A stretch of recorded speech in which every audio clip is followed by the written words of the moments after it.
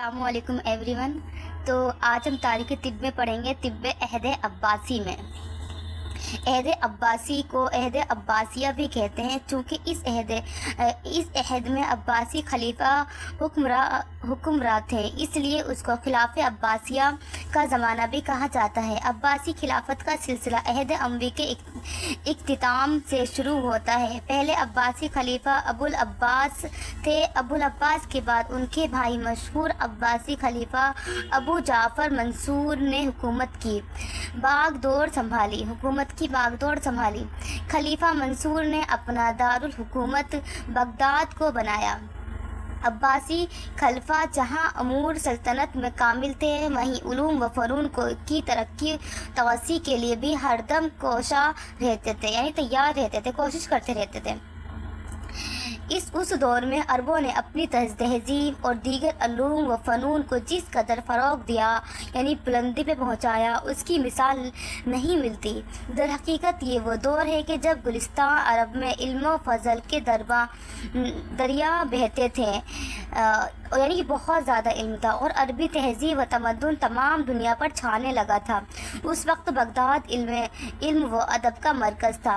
अहद अब्बासी की तबी खिदमात। अब तबी खिदमात को देखते हैं उन्होंने क्या क्या तबी खिदमात की थी।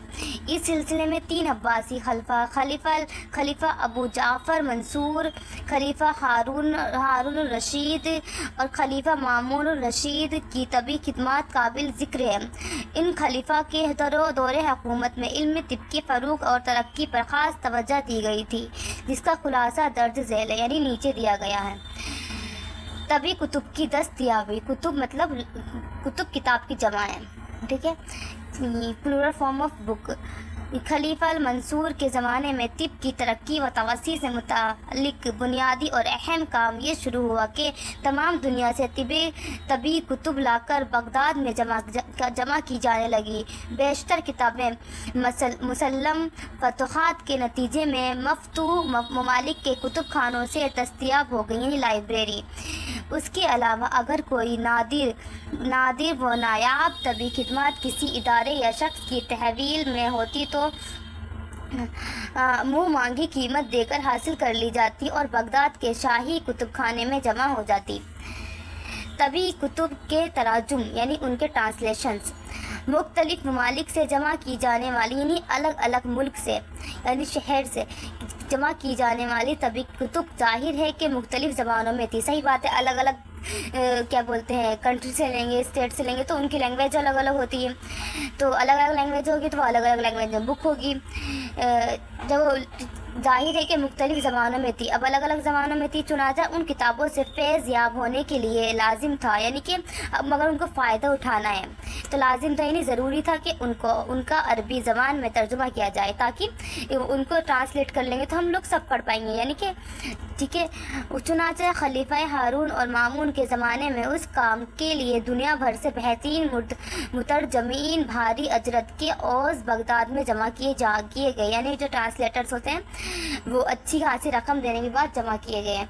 और यूनानी, सरियानी, नसरानी, कलदानी, संस्कृत और फ़ारसी ज़बान में दस्तयाब तभी किताबों का अरबी में तर्जुमा किया गया, यानी इन सब की किताबों का अरबी में तर्जुमा किया गया।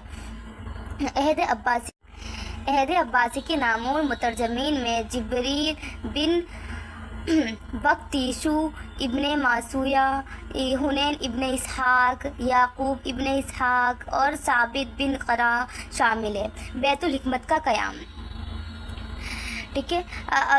अब्बासी हुकूमत, ये इम्पोर्टेंट है पॉइंट ऑफ एग्ज़ाम से। अब्बासी हुकूमत का सबसे अजीम कारनामा बगदाद में बैतुल हिकमत का क़याम है, ठीक है, जहाँ मुख्तलिफ उलूम व फ़नून की तरक्की तवस्सी का काम अंजाम दिया गया। बैतुल हिकमत की तबी खिदमात मशहूर है, जहाँ तबी कुतुब की ज़ख़ीरा, अंदरूनी उनके तराजुम, उनकी जिल्द साजी और अशात के सारे काम अंजाम दिए जाते थे, यानी उनके तर्जुमा, उनके ऊपर जो जिल्द उनके कवर होते हैं, ये सारे काम कहाँ अंजाम दिए जाते थे? बैतुल हिकमत में। ये बैतुल हिकमत का ही फैज़ान था कि यूनानी तिब طب کا تمام سرمایہ عربی میں منتقل ہو گیا، جس سے استفادہ کر کے عربوں نے طب کی ترقی و توسیع میں حیرت انگیز خدمات انجام دی تھی۔ شفا خانوں کا قیام، یعنی ہاسپٹل۔ عہد عباسی میں مریضوں کی دیکھ بھال اور علاج و معالجہ کے لیے شفا خانے بھی قائم کیے گئے تھے۔ ایک شفا خانہ بیمارستان بغداد کے نام سے خلیفہ ہارون الرشید نے قائم کیا تھا۔ یہ شاہی شفا خانہ تھا جہاں بہترین طبیب تھے اور مریضوں کی دیکھ بھال کا بہترین انجام تھا۔ خلیفہ ہارون الرشید کے وزیر یحییٰ برمکی نے بھی ایک شفا خانہ قائم کیا تھا، جس کا معیار بھی شاہی شفا خانے سے کسی طرح کم نہ تھا، یعنی دونوں ہی بہت اچھے تھے۔ اس کے علاوہ بھی کئی شفا خانے منظر عام پر آئے۔ یہی نہیں، مفتوح ممالک میں موجودہ شفا خانوں کی بھی سرپرستی جاری رہی اور ان میں سے ترقی اور توسیع کا عمل انجام پایا۔ عہد عباسی کے مشہور اطباء۔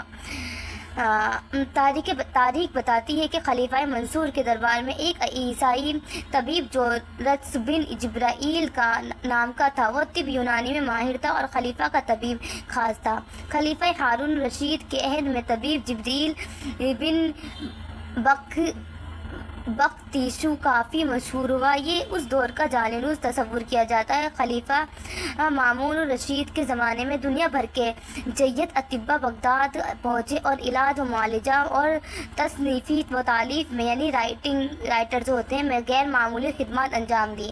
عہد مامون کے نامور اطباء میں یونا بن ماسویہ، حنین ابن اسحاق اور ثابت ابن قرہ کے نام شامل ہیں۔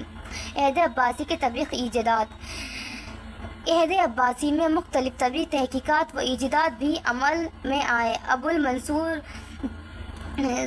سعید نے حکمہ یونان کے تجویز کردہ علاج کے برعکس لقوا کا علاج ادویہ 12 سے کیا۔ حکیم رضی الدین کے نے کثرت غذا سے بھی علاج کیا، یعنی اوور ڈائٹ۔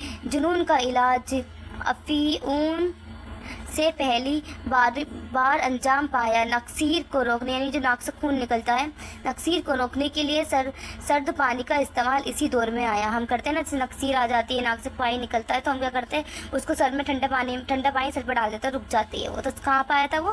یہیں پر آیا تھا، عہد عباسی میں۔ بلا شبہ عہد عباسی طب یونانی کے فروغ کے لیے ذریعی دور ثابت ہوا۔ اس دور میں بہت تیز رفتاری سے طب کی ترقی انجام پائی۔ اس کامیابی کا خاص وجہ یہ تھی کہ عباسی خلفاء نے بلا تفریق مذہب و ملت اطباء کی خدمات حاصل کی، یعنی کہ بنا دھرم ورم کے، اور ان کی بھرپور حوصلہ افزائی کی۔ یہی وجہ ہے کہ جو رجس بن جبرائیل بن بختیشو، یونا بن ماسویہ اور ماسر جویل بصری جیسے غیر مسلم اطباء نے بھی جی جان سے فن طب کی خدمات انجام دی اور فن کو فروغ بخشا۔ عباسی خلفاء کی علم دوستی اور فراخ دلی کی طبی دنیا احسان مند ہے۔ شکریہ۔